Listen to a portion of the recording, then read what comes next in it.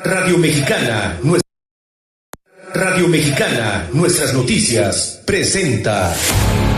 La reforma fiscal 2014 generó más daños. El decreto de beneficios para la frontera. La formalidad de las empresas es una tarea pendiente. La economía americana avanza. La proveeduría maquiladora sigue siendo el gran concentración de pendiente poder de mercado en México. La transparencia gubernamental continúa. No es nada personal. Son solo negocios. Solo Negocios Radio, las mejores entrevistas y análisis para lograr una toma de decisiones adecuada. Contáctenos. Correo electrónico. correo@solonegocios.mx. Página de internet. www.solonegocios.mx. Facebook. www.facebook.com/solonegociosmx. Twitter. @solonegocios. Y recuerde, no es nada personal, son solo negocios.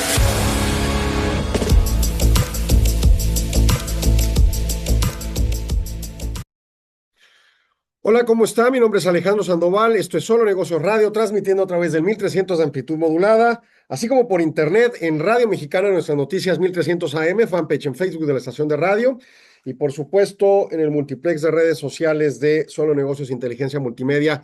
El día de hoy estaremos platicando de gobierno corporativo, con las mejores prácticas recomendadas y en desarrollo, así como analizadas por diferentes estudiosos de la materia, que destacan pues planteamientos importantes a considerar por los empresarios, los consejos de administración, entre otros.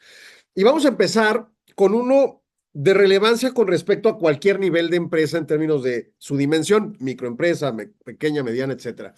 Claro, siempre tiene el sesgo de que estamos hablando de sociedades mercantiles, pero yo insisto, conforme a la lectura de códigos de mejores prácticas, ya sea el de la OCDE, el de la Unión Europea, el de COSO y por supuesto el de Consejo Económico Empresarial Nacional, es factible que una persona física actividad empresarial pueda ejercerlo. El tema es cómo y cómo lo regules. Pero el meollo del asunto es que este artículo habla sobre el liderazgo del director general y el presidente del Consejo de Administración. ¿Cuándo y por qué los consejos combinan o separan estos cargos? Y este es un tema crucial porque es muy común en las empresas, entre más chicas, más ocurre. Siempre el Consejo de Administración está integrado por ese presidente del consejo y otros miembros, y luego el director general es el mismo presidente y el accionista mayoritario es el mismo presidente, y bueno, pues es todo alrededor de una sola persona. Y entonces el tema es, las empresas operan así y la realidad es que no. Y aún así, la mayoría de las empresas, por su dimensión pequeña, siendo la mayoría de las empresas existentes, pues obviamente así operan. Entonces es un sí y es un no, depende. Claro, tenemos que ser abogados y economistas. Este estudio lo hace The Conference Board, una de las instituciones más importantes en estudios y estructuras organizacionales para directores generales de empresa, y lo hace en conjunto con la Universidad de Delaware.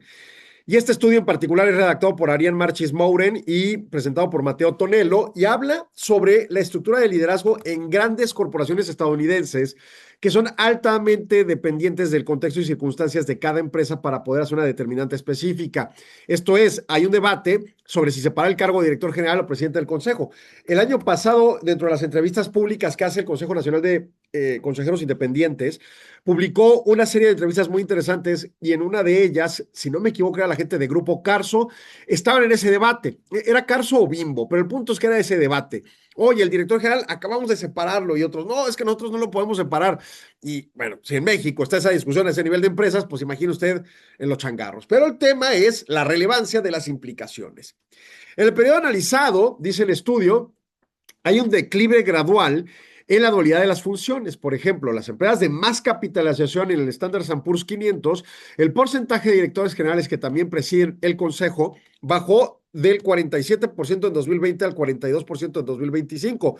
O sea, sigue habiendo mucha gente, más bien muchas empresas que sí vinculan estos puestos. Y es todo un reto, porque, digo, entiendo el reto que implica separar, pero hemos dado lectura a otros artículos vinculados a las características y sustitución y la sucesión de los puestos de dirección general, y uno se esperaría que en la mayoría, pero así más del 90 y tantos % de las empresas que cotizan en bolsa esto estuviera cantado, y no está. El mercado más amplio, el Russell 3000, el presidente es independiente con un modelo predominante, alcanzando el 46% de las empresas. Esta diferencia sugiere que las empresas de gran escala valoran más la continuidad del mando, mientras que el resto del mercado prefiere estructuras que garanticen vigilancia externa rigurosa. Esto es, y empieza la temática cruzada relevante. ¿Por qué tú quieres extraer del cargo de director que opera diario a el presidente? Bueno, porque quieres que alguien supervise la operación diaria, no que sea el mismo que se supervise a sí mismo. ¿Sí? Ese es el razonamiento. Oye, pero cuesta. Pues claro, la vida cuesta. ¿Qué esperaban, no? Ni que fuéramos comunistas. Un punto crítico identificado es el proceso de sucesión. Es extremadamente raro que un nuevo director general sea nombrado simultáneamente presidente del Consejo de Administración. Solo ocurrió 5% de las sucesiones de 2025. O sea, sí está la cargada todavía, sí, arriba del 40% ocurren estas situaciones de dualidad en el cargo, pero conforme va habiendo sustituciones, se va a ir aparentemente entendiendo que es mejor tener al director en una persona y al presidente en otra persona. Lo más común es que el director general saliente permanezca como presidente ejecutivo por un periodo de transición corto, unos 2 años, para apoyar la sucesión. Y esto sí es algo hasta recomendable, ¿verdad? Por ejemplo, en materia de consejo, si se integra por un X número, vamos a decir 9 personas, y hablemos de números dones para la facilitación de la toma de decisiones mayoritarias, pero 9 personas, la recomendación de todos los códigos de mejores prácticas de gobierno corporativo es que estén integrados con desfases, o sea, entran unos en una cierta época y luego otros en otra época y luego se sustituyen los primeros y luego se sustituyen los segundos, de manera que haya siempre alguien con experiencia en el consejo y no se estén perdiendo cada vez que cambiamos de cargos. Ejemplo, a nivel gobierno, en la Unión Americana, ahora en las elecciones intermedias, no van a cambiar absolutamente a la Cámara de Representantes, cambian algunos y otros no. Es una cosa loquísima como opera la política estadounidense, pero bueno, en el meollo del asunto, sí hay estos alcances más decididos por los estados que por la federación. En el caso mexicano, sí es absoluto. Cambiamos a todos los diputados, cambiamos a todos los senadores y siempre se están eligiendo de una u otra forma y rarilla que hacen nuestros políticos, pero bueno, el tema es que se cambian de manera absoluta.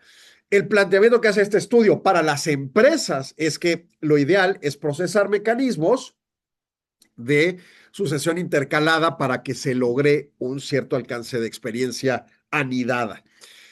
En este caso, hay un cierto dejo de ello con las sucesiones de directores generales. Las justificaciones ante los accionistas evolucionan. La separación de cargo plantea una clara distinción de responsabilidades entre la operación y la supervisión, ¿no? O sea, no ser, ¿cómo se dice? Juez y parte. O sea, opera uno y alguien más lo supervisa. Para la combinación de cargos, las empresas ya no enfatizan tanto la experiencia individual del directivo, sino los beneficios en comunicación interna y ejecución eficiente de la estrategia, lo cual cambia y refleja más atención a la alineación de la administración y los consejeros independientes. Y es un tema, ojo, con el argumento de comunicación. O sea, ¿dónde se enfatizan los mejores propósitos y mecanismos de comunicación? En la dirección hacia su operación, pero también tiene que haberla en algún cierto alcance entre la dirección y el consejo de administración y viceversa. Digo, de nuevo, va una secuela. Asamblea de accionistas, poner el dinero y quieren saber los resultados, al menos anualmente, ¿no? Es la asamblea anual. Estos dan una orden macroestratégica de origen cuando crearon la empresa y la conceden a un consejo de administración. Y este consejo de administración es el encargado de recibir esta estrategia macro y hacer las definiciones de modificación periódica que correspondan y hacer las designaciones presupuestarias y evaluar los riesgos y evaluar los presupuestos y asignar los recursos y bla, bla, bla. Y entonces le dicen al director general, te contratamos a ti y a tu alta gerencia, que incluirá al director de finanzas, al director legal, al director de compliance, al director mercadotecnia, no sé, los que se creen en esa empresa.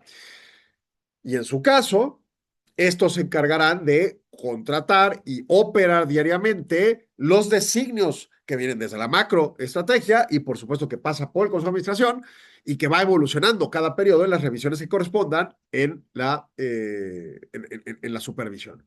O sea, los consejos de administración están supervisando el trabajo de la dirección que diariamente opera. El director general, el director de finanzas, etcétera, operan la empresa con sus empleados, con sus recursos de capital físico, con sus recursos de capital financiero, con sus obligaciones, con sus compromisos y llevan diariamente la operación. Y reportarán trimestralmente en uno de los ánimos, en otros quizá más acelerado, en otros más lento, al Consejo de Administración los resultados. Y este ajustará lo que corresponda en la estrategia. Al pasar de los años, ya la estrategia realmente es definida y estructurada por el Consejo de Administración y realmente los accionistas están a la espera y el objetivo de oferta que tienen en el Consejo de Administración para atraer inversiones, porque recordemos que el ánimo es estar trayendo inversiones de fuera, como los activistas inversionistas, ¿no? Entre otros aspectos. Pero bueno, entonces el medio del asunto del estudio nos dice, la tendencia de separar el cargo va en marcha, lento, esa es mi opinión como Alejandro Sandoval, pero ocurre, está afianzada en las empresas que cotizan en bolsa. Vayámonos a las empresas locales. Conocemos empresas locales grandes y sabemos que el Consejo de Administración está integrado por la familia dueña de la empresa y su director general normalmente es uno de esos miembros de la familia, normalmente el director general es el presidente del Consejo de Administración, es el pater familia, porque es el que sabe hacer la empresa. ¿Ven? Está bien. Las evoluciones generacionales recientes muestran que empieza a separarse los cargos. El Consejo de Administración o el presidente del Consejo de Administración empieza a separarse de ser el director, se queda de presidente del Consejo y deja a alguno de sus hijos o a alguno de las personas que han sido capacitadas e instruidas dentro del proceso de desarrollo de la empresa y se quedan como director general.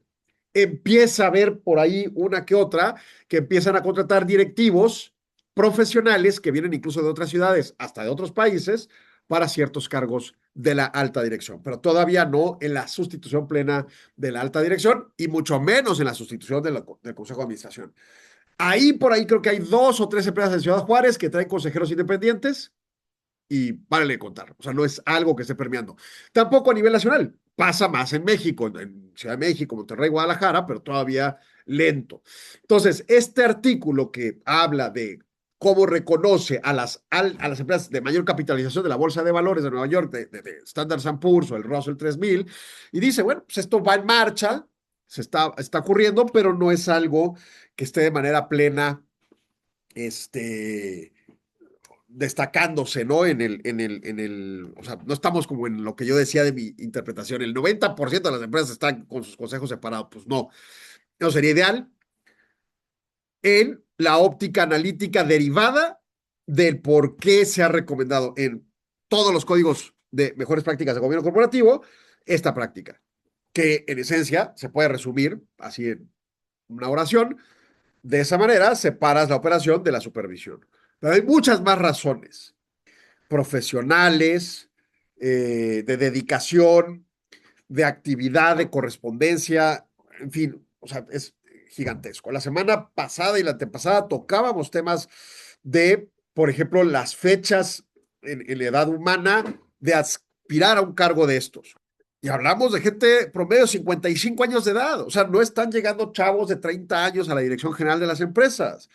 Es gente mayor por 2 eslabones. Uno de que hablaba aquel estudio que dábamos cuenta hace unas semanas, el de la experiencia dentro de la empresa que te lleva a posicionarte o en el sector económico que corresponde a la empresa. Y 2, yo decía, bueno, hace 100 años los seres humanos vivíamos en promedio 40 años de edad, ya alguien de 50 años era un ancianito y pues hoy en día somos súper jóvenes, ¿no? Chavorrucos nos dicen. Entonces, en esa lógica, pues realmente si nuestra expectativa de vida humana ronda los 80 años, 70, 80, depende de estadios socioeconómicos y 2, geografías, Estados Unidos le pega arriba de los 80, pues es de esperarse que pienses que su director general deba llegar con mucha más experiencia como algo más deseable que simplemente empoderar a un jovencito que quizá no tiene la experiencia y pueda tener mucho ánimo y energía, pero no se trata de un asunto de energía, sino de estrategia, más para empresas que cotizan en bolsa con el contexto de incertidumbre que estamos viviendo hoy en día, porque todos los días pasa algo nuevo, ¿no? Todos los días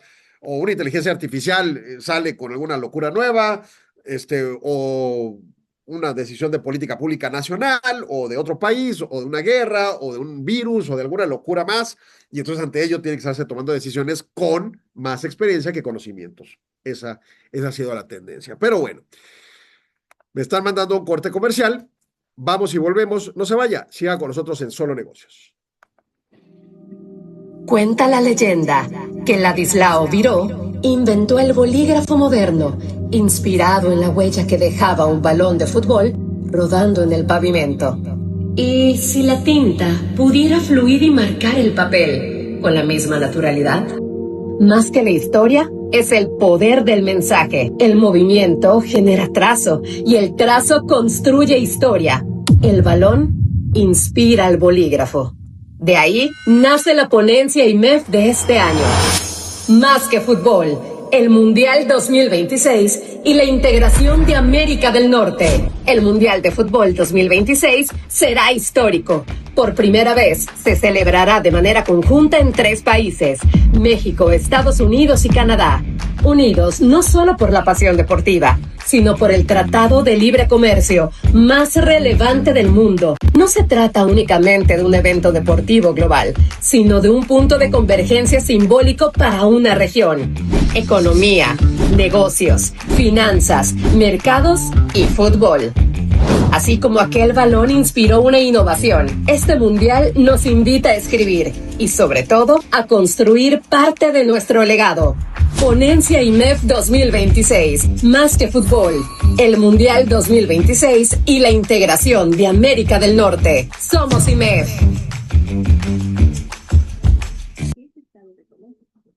Bien, continuamos aquí en Solo Negocios Radio en redes sociales. En lo que regresamos, me vine a la estación, cosa rara, porque pasó un camión ahí por la oficina y tumbó un poste de telecomunicaciones. Y ya sabe cómo están las telecomunicaciones con sus cableríos espantosos por toda la cuadra y las calles, horrible, ¿no? Pero bueno, eso pone esos riesgos. Ahí estamos regresando al aire. Ya estamos al aire de nueva cuenta.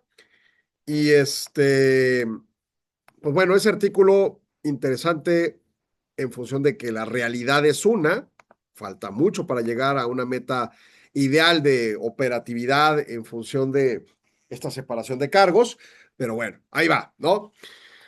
Nos vamos a otro artículo. Este es Más allá de la desregulación, la simplificación como diseño institucional. María Lucia Pasador, de University of Bocconi, publica en la Escuela de Leyes de Harvard este artículo. Es parte de la premisa de que la simplificación normativa es a menudo malinterpretada como sinónimo de desregulación. Y bueno, a ver, vamos a ver lo que dice. En la realidad de la gobernanza financiera, la complejidad no desaparece. Se reorganiza y traslada en diferentes niveles como estándares técnicos, guías de supervisión o documentos de preguntas frecuentes. La tesis central de Pasador es que la simplificación debe verse como una forma de gobernar la complejidad, permitiendo que los sistemas legales sean comprensibles sin pretender eliminar la densidad técnica que requieren los mercados actuales. El juego de las palabras es bien importante, ¿sí? Y ahorita voy a justificar por qué. Porque ella, pues, en la apariencia plantea un escenario de simplificación frente a un escenario de desregulación que es clamado comúnmente por muchos. Veamos. La investigación de Pasador propone el concepto de la simplificación reflexiva. Dice, no se mide por la brevedad del texto legal, sino su inteligibilidad operativa. En un marco regulatorio es efectivamente más simple cuando los sujetos regulados pueden trazar el origen de las normas y entender cómo se conectan entre sí. El enfoque exige que las instituciones tengan la capacidad de revisar las reglas basándose en la experiencia práctica y que el proceso de aclaración no oculte una transferencia discrecional de poder o costos de cumplimiento hacia los participantes más pequeños del mercado. O sea, no ejercer inferidamente una práctica monopólica. A través de un análisis comparativo se observa que las diferentes jurisdicciones usan tecnologías legales diferentes para abordar el problema. Por ejemplo, en la Unión Europea se enfoca en la codificación y coherencia de las capas normativas. En Estados Unidos se recurre a la racionalidad administrativa y revisiones periódicas. En Reino Unido, ya extraído de la Unión Europea, apuesta por la reestructuración de manuales de supervisión. En todos los casos, la densidad regulatoria no es vista necesariamente como un fallo, sino como un recurso adaptativo que permite a las instituciones aprender de las crisis y la práctica supervisora. El papel de la normatividad no vinculante o derecho blando, que son las guías y comunicados de los supervisores, es fundamental en el esquema. Aunque a menudo se critica como una proliferación de reglas, son instrumentos que permiten hacer operativa una ley abstracta sin necesidad de reabrir procesos legales complejos. Funcionan como espacios donde el sistema legal aprende en tiempo real, siempre y cuando se mantenga la transparencia sobre la jerarquía normativa y no se desdibuje la rendición de cuentas de las autoridades. Como caso de estudio, el autor analiza la regulación de las finanzas sostenibles, donde la interacción de múltiples reglamentos genera duplicidad de conceptos y cargas interpretativas sustanciales. La solución propuesta no es desmantelar la arquitectura, sino crear herramientas de traducción y alineamiento de terminologías.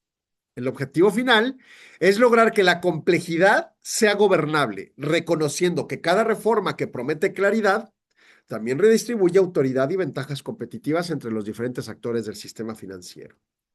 Bien, este es uno de los temas que para mí es crucial en el mundo, suena a el mundo del derecho, pero no, es el mundo de la economía, del capitalismo, del neoliberalismo, de la economía de libre mercado. Y recordemos a Adam Smith, plantea, para que una economía sea de libre mercado, tiene que haber precios aceptantes, o sea, no prácticas monopólicas. Tiene que haber acceso a información total para que la toma de decisiones sea informado y enfáticamente tiene que haber una libertad de acceso, entrada y salida de los mercados. Esto es, que no estén sobreregulados. Y aquí empezamos con la problemática de la interpretación de las palabras. ¿Qué es sobreregular o qué es desregular? Y de repente llega el gobierno de Estados Unidos actual y plantea desregulen y quitan normas anticorrupción y quitan normas ambientales y quitan normas sociales, pero luego sí las abusan y las imponen porque ahorita, hoy, 22 de julio de 2026, el gobierno de Estados Unidos está a punto de lanzar otra andanada de aranceles contra países, uno en particular, pero varios que pueden ser impactados, donde ejerzan trabajo infantil. Entonces, cuando les conviene, sí usan la fuerza de la ley social, para protección social de discriminación, ¿no? Y cuando no les conviene, pues la quitan. Total, el medio del asunto es la desregulación a la que acuso constantemente hablando de la negligencia exuberante de nuestros legisladores en el estado de Chihuahua desde 2004 hasta la fecha, y de los federales y de estos regidores aquí del municipio y del alcalde, no el actual, sino todos los alcaldes desde los 90 a la fecha, está fundamentada en la sobreregulación administrativa, en que yo llegue a hacer un trámite y me pidan mi credencial de elector y mi CURP y aparte otra identificación con foto y aparte otro comprobante de domicilio, cuando la misma identificación esta electoral trae todos los datos esos. ¿Por qué me piden 3 cosas aparte? Cuando me piden la constancia de situación fiscal a mis empleados que tienen que ir al SAT a conseguirla para traérmela y yo, como patrón, entregársela al SAT. Es una estupidez. Y así nos vamos, ¿no?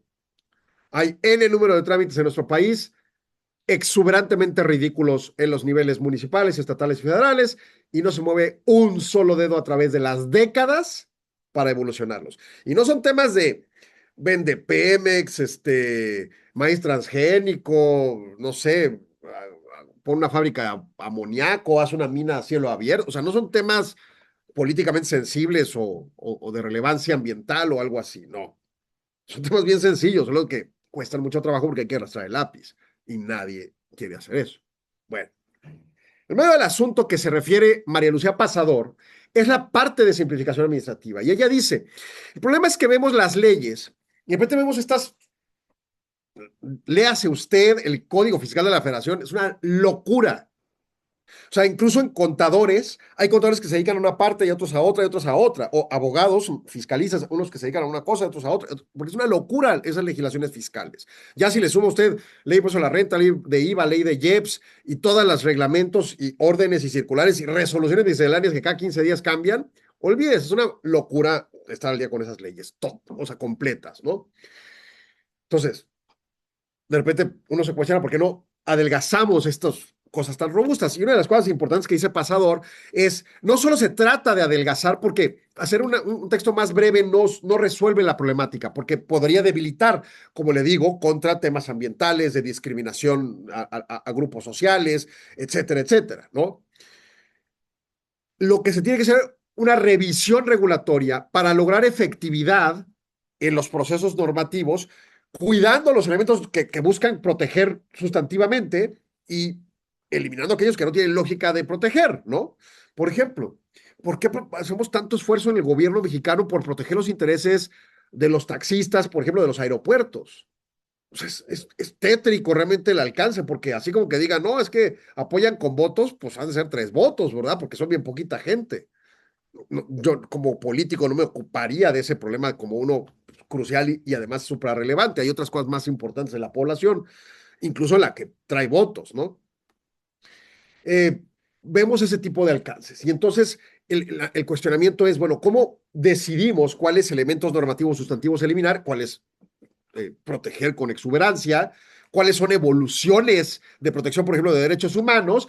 Y bueno, pues que ahí estén y sus estructuras normativas. Pero en la regulación secundaria, en los reglamentos, en las órdenes, en las circulares, ¿cómo lo hacemos el trabajo de una manera mucho más efectiva y funcional en estas derecho blando, guías, comunicados, etcétera, para que procese una mecánica de interpretación adecuada a las normas complejas, a las normas pesadas, a las normas graves? Me ha tocado trabajar en reformas estatutarias de diferentes empresas o asociaciones civiles y noto mucho efectos de querer narrar y aventar, ¿no? Es que hay que ponerle, por ejemplo, facultades a la cabeza de la empresa, al director general. Y entonces, este, entonces tienes que reportar finanzas y tienes que hacer finanzas y tienes que escribir finanzas y luego tienes que reportar ciberseguridad y tienes que hacer seguridad y tienes que... Y entonces repiten y repiten cada una de las materias que se les ocurre que debería de existir. Cuando, en mi opinión, administrar la empresa sobre la coyuntura es un tema completamente total de todas las cosas que enfrente. Llámese ciberseguridad, llámese finanzas, llámese laboral, llámese respuesta a las autoridades fiscales, o sea, lo que sea, ¿no? Teóricamente la presunción de administrar completa la empresa, pues no necesitas poner 75,000 palabras que se te ocurrieron hoy, que además lo tenemos supervisto, en unos meses, en unos años, en 15 días que saquen una nueva versión de inteligencia artificial, cambiará la necesidad de las palabras. Entonces, el medio del asunto de regulación trata sobre la construcción armónica de un sistema normativo de leyes o de normas principales y luego las de nivel secundario o estas blandas a las que se refiere María Lucía Pasador, ¿no? Creo que por ahí va la temática en el mecánica de decisión que corresponde y cómo debería de comprenderse estos procesos de desregulación. No nomás es adelgazar por adelgazar las normas, sino realmente que la interpretación procedimental sea funcional y adaptativa por parte de la entidad obligada a cubrirlo, ¿no? Bueno, me mandan a corte, regresamos en unos segundos, no se vaya, sigan Solo Negocios.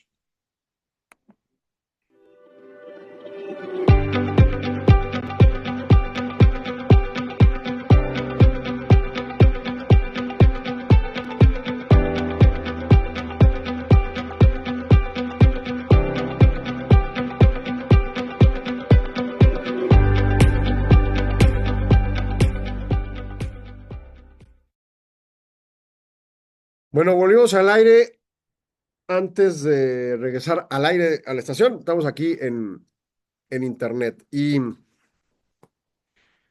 el tema es bien importante porque sí se acusan estos procesos de sobreregulación y de repente dicen, lo que quieres es quitar las normas ambientales, lo que quieres es quitar las normas protectoras de los derechos laborales o los derechos humanos en general.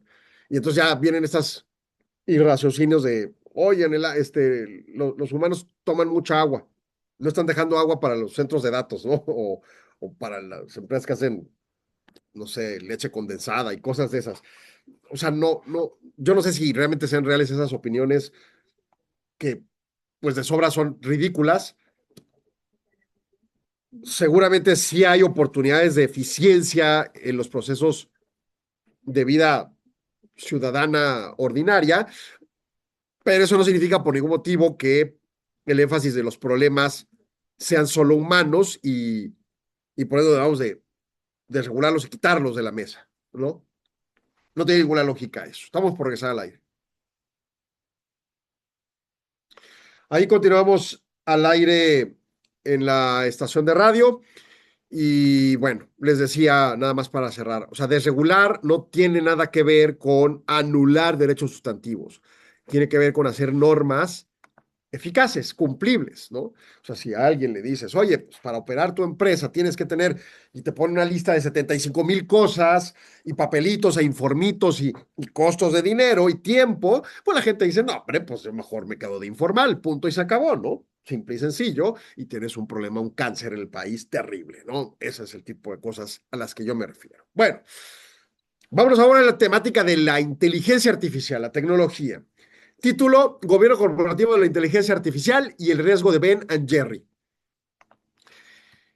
Este es un artículo publicado por Jesse Fried de la Escuela de Leyes de Harvard, Aidan Reiter, candidato a doctor de la misma institución, y plantea los arreglos de gobernanza contemporáneos entre empresas líderes como OpenAI y Anthropic, analizando el conflicto estructural entre inversionistas que buscan rentabilidad y los guardianes de la misión, autodesignados, que tienen el poder de subordinar las ganancias al beneficio de la humanidad. Creo que vamos a ponerles un buen riegue a algunas de las personas involucradas en estas cosas. Vamos a ver. El análisis identifica una tensión fundamental e inherente en el diseño corporativo de las empresas que están en el contexto de la inteligencia artificial, sobre todo las comercialmente expuestas. Son organizaciones que recaudan miles de millones de dólares de inversionistas privados, no están cotizando en bolsa todavía, están en proceso de, por lo tanto, se acerca gente en privado sin una regulación protectora que te brinda, por ejemplo, en Estados Unidos la Ley de Mercado de Valores y la Security and Exchange Commission, ¿no? Dichas organizaciones permiten que individuos específicos invaliden las decisiones de los inversionistas para asegurar que la tecnología beneficie a la sociedad. Es un modelo de guardianes de la misión. O sea, recordemos que OpenAI, cuando nació, se supone que nació como una asociación civil sin fines de lucro con el objetivo de construir un modelo a partir de las inversiones de todos los involucrados en la tecnología. Sí, Google, Microsoft, Musk y toda esta gente, Apple y demás. Y de repente el director propuso, oigan, vamos a esto, un negocio. Creo que Musk ya se había salido y bueno, es un desastre de dimes y diretes entre ellos. Incluso acaba de terminar una demanda que perdió Elon Musk, pues por irracional su demanda, ¿no? Bueno, además fuera de plazo completamente, ¿no? Pero el medio del asunto es que hay quienes se erigen como estos guardianes de la misión. La misión es que esto sirva para la humanidad y entonces si un inversionista opina algo contrario, hay que bloquearlo. Y entonces, como tiene estas estructuras corporativas no alineadas a ley de mercado de valores, pues tienen un poquito más de flexibilidad. Conforme lleguen a cotizar en bolsa, tendrán que cumplir ciertas reglas o construir acciones de diferentes niveles, o sea, acciones preferentes, acciones de diferentes tipos de derechos que permitan o no estos controles. Y entonces, obviamente, esto tiene una implicación de ciertos riesgos de gobernanza. El riesgo Ben and Jerry, que se basa en el fracaso histórico de ese arreglo en la famosa empresa de helados Ben and Jerry. Es una advertencia sobre los peligros de empoderar a directores independientes para proteger una misión social por encima de la matriz corporativa. Tras su adquisición por parte de Unilever en el año 2000, los guardianes de la marca provocaron un conflicto público que resultó en boicots, demandas y pérdidas de miles de millones de dólares en el valor de mercado de la empresa de Ben & Jerry. Paradójicamente, la intervención de estos guardianes terminó asegurando la continuación de las ventas que intentaban prohibir, mostrando que ese tipo de estructuras pueden perjudicar a los inversionistas y al mismo tiempo fracasar en sus objetivos sociales. Digo, de nuevo, hay estas perspectivas, ¿verdad? En cualquier escala. En este caso hablo de inteligencia artificial y hay guardianes de las misiones sociales. No nos vayan a comer los robots así tipo Terminator, ¿no? También hay culturales y religiosas, ¿no? Podemos tener una empresa donde los inversionistas son de determinada religión y ellos dicen, oye, en mi religión me prohíben tener relación financiera con los de la religión de enfrente. Entonces no podemos. Y entonces puede llegar alguien y decir, oiga, pues abran la oportunidad de mercado. Y entonces en esa colisión termina habiendo un efecto Ben and Jerry, una situación en la que la presunta protección social o cultural o lo que sea, termina generando un mayor daño, no solo a la sociedad, sino también a la empresa. De alguna manera tiene una inferencia muy neoliberalista en el ánimo de decir, dejen a la empresa operar como empresa, si lo es, y hagan una asociación civil, si es lo que quieren, nada más una protección social, ¿no?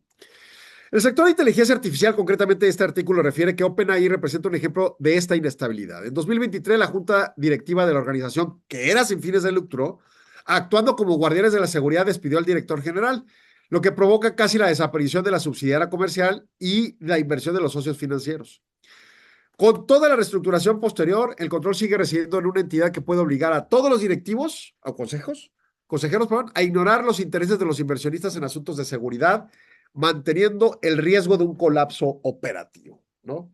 O sea, como está construida corporativamente, está sumamente débil, puede colapsar y vinculando esto con la temática anterior, precisamente por eso no se trata de desregular de manera abrupta, sino asertiva y funcional, sino dar reglas, pesos y contrapesos a los participantes de la empresa.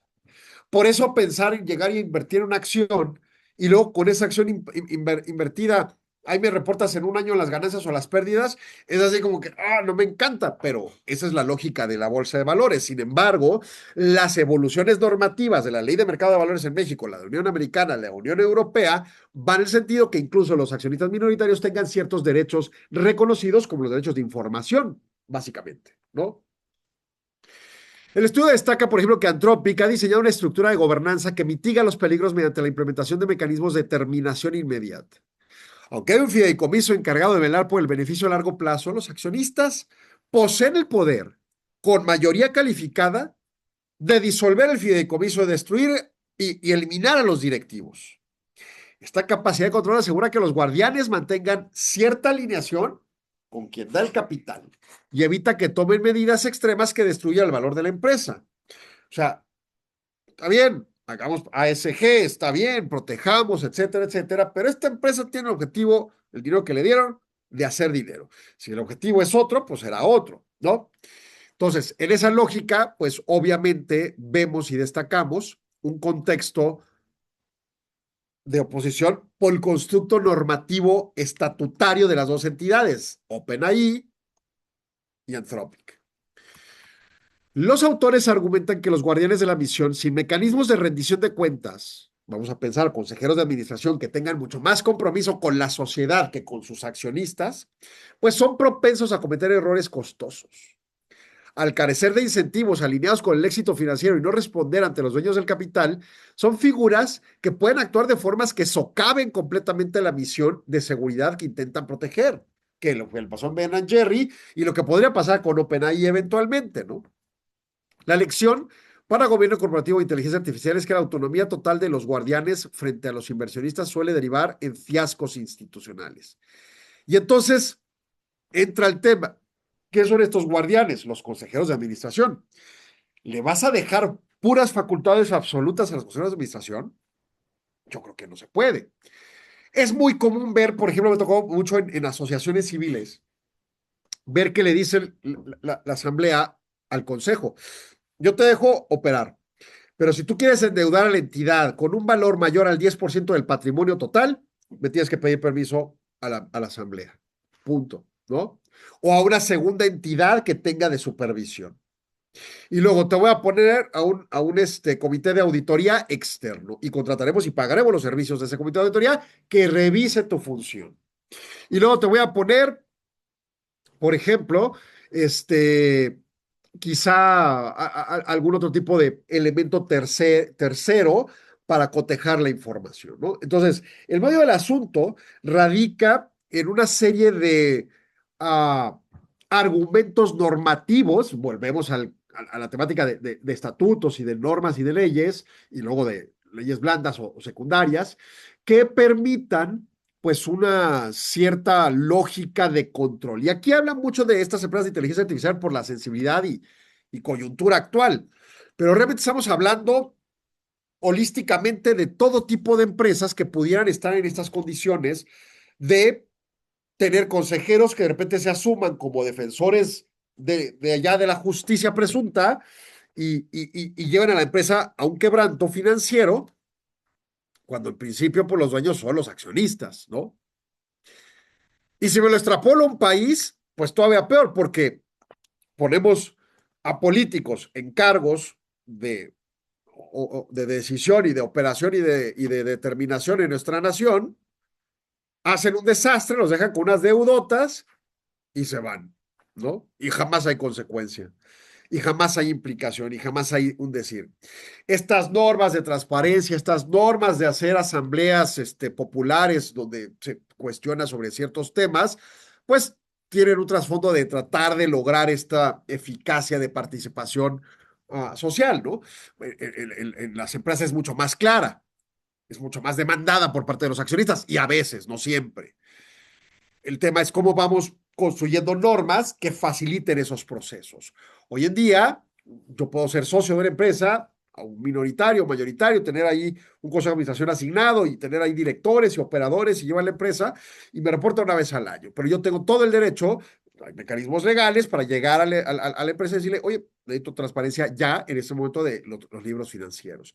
Y esa empresa, ese director, ese consejo de administración tiene que tener la predisponibilidad jurídicamente imponible de dar esa información. Y entonces, ante esos procesos, es como vierte esta lógica de corresponsabilidad. Entonces, pensar en un consejo de administración, guardianes de la visión, independientes de los accionistas, pues así no funciona el mundo. Que por otro lado, nos vamos a la gente que ha defendido posturas astringentes contra las normas actuales de mercado de valores. La gente que no quiere derechos de minorías ni quiere reportar nada. O sea, es así la postura. Deme su dinero, yo me voy, lo invierto y ahí después le vengo con la ganancia. Punto. Espérate, ¿de qué estás hablando? Y si se lo das a algún señalado por OFAC y luego me vinculan y me quitan del sistema financiero, pues no, olvídate. O sea, yo no puedo permitir, como dueño del dinero, que mis subordinados, aunque sean pares, pero tienen cargos de subordinados en el Consejo de Administración, pues me brinquen las trancas, ¿no? Básicamente podría decirse indirectamente. Entonces, pues el artículo pone en la mesa un tema de discusión importante, claro, sumamente debatible en el contexto de, pues, oye, el tema de inteligencia artificial podría de repente salir Terminator y matarnos, ¿no? Lo cual es absurdo y ridículo, pero bueno, hoy en la mañana, ¿no? Había una nota periodística que decía que OpenAI decía que pues, se le fue de control uno de sus monitos, esos agentes que crea de versiones, que se metió a una empresa y la hackeó, ¿no? Hizo un ciberataque. Entonces dices, sí, solito el monito pensó en hacer eso, ¿no? A ver, ¿por qué no pensó en ir y resolver las fórmulas para, pues, no sé, curar el cáncer o lo que quiera, ¿no? ¿O por qué no pensó ir y acabar la guerra en Israel o en Rusia o lo que sea, ¿no? Pensó ir a atacar a la empresa del vecino. Bueno, pues, o sea, digo, les decía ahí en Cotorreo, es como aquel cónyuge que es infiel y dice, no, yo te juro que no soy infiel. Pues, o sea, en la mañana OpenAI, no, yo te juro que fue solito el monito el que fue atacó, ¿verdad? Eso es absurdo y hasta como en derecho dicen, confesión de parte, relevo de pruebas, ¿no? Entonces, pues bueno, a ver qué pasa. Pero todavía no llegamos a un punto donde la inteligencia artificial sea una entidad inteligente y autónoma. O sea, eso no existe. Son algoritmos construidos, sobrecargados de velocidad y demás, y muy interesantes de usar. Hay que usarlos, pero más bien hay que regular bien las estructuras donde si yo soy accionista, pues yo soy el que manda en la empresa. Bueno, me están mandando un corte. Vamos y volvemos. No se vaya, siga con nosotros en Solo Negocios.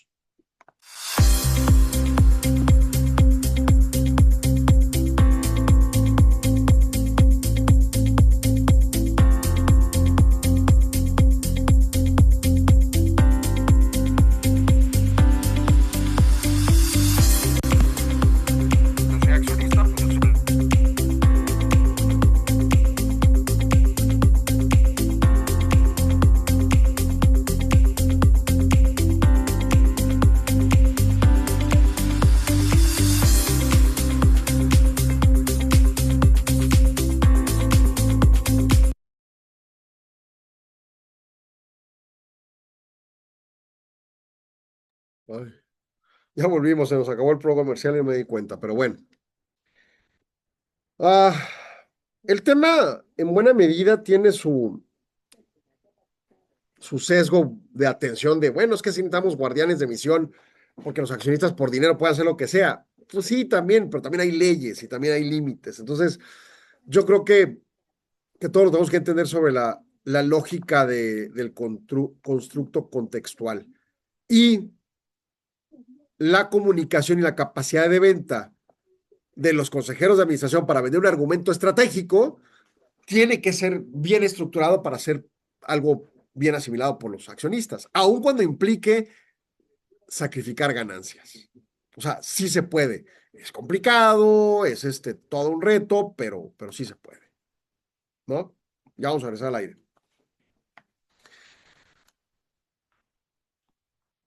Continuamos en Solo Negocios Radio, aquí en la estación de radio, y nos vamos al último artículo.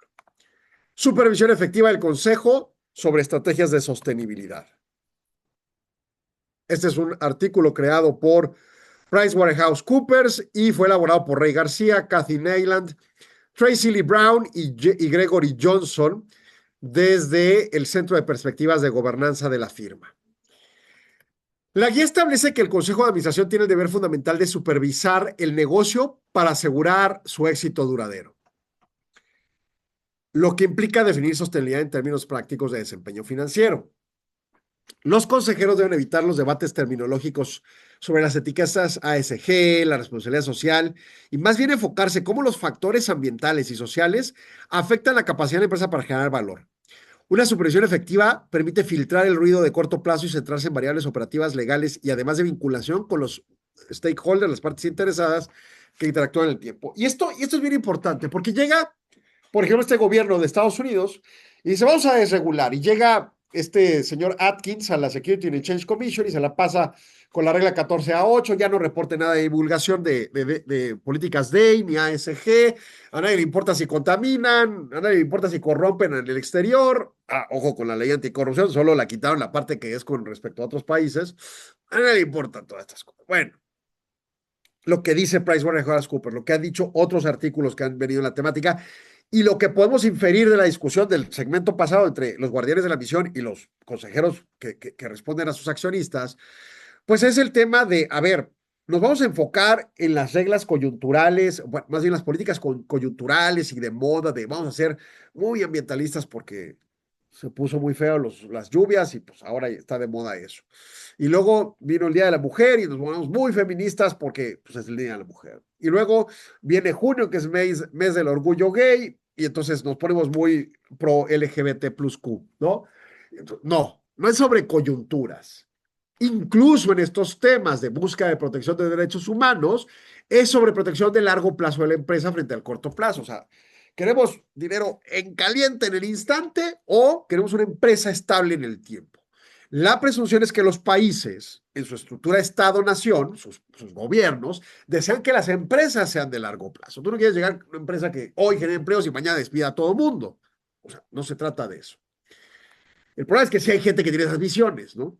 Notoriamente. Bueno, cuando tú tienes una preponderancia estratégica en la empresa de largo plazo, bien entendida, bien comprendida la implicación de largo plazo, pues procuras que todas las acciones vayan no solo atrás de lograr una rentabilidad hoy, sino cuidar las cosas para que duren ese largo plazo. Porque para colmo, el largo plazo, al menos en teoría económica, no es un plazo de tiempo, es un concepto de cambio o de no cambio, y más bien es un concepto de no cambio.